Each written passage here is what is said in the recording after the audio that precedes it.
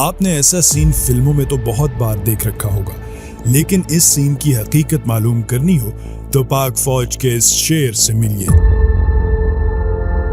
मुजफ्फरगढ़ के बलोच कबीले से ताल्लुक रखने वाला महज 22 बरस का सिपाही सुभान बन्नू में तैनात अपनी यूनिट में सुबह सवेरे नमाज फजर की तैयारी कर ही रहा था कि गोलियों की घन गरज ने पूरी इमारत को घेर लिया।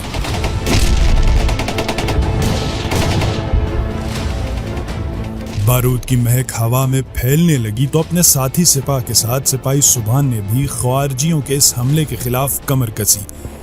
हमला कड़ा था, लेकिन अल्लाह के चटानी दिल मुजाहिदों के लिए कोई भी मुश्किल कड़ी नहीं हुआ करती। वतन के बेटे नापाक दुश्मन की तारीकी में छुप कर किए गए इस वार का भरपूर मुकाबला कर रहे थे। वहीं सुभान भी कुछ जवानों के साथ शाना बशाना एक कमरे से दुश्मन पर गोलियां बरसा रहा था।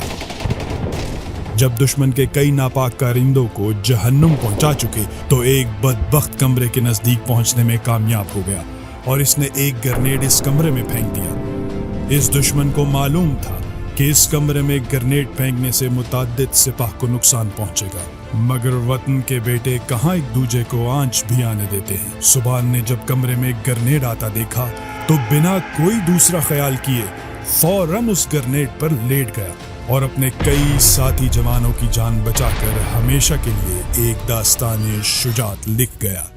22 साल के इस नौजवान ने एक लम्हे के फैसले से अपने कई साथियों की जान बचा ली। सिपाही सुभान बलोच कुछ ही दिन पहले फौज में भर्ती हुआ था।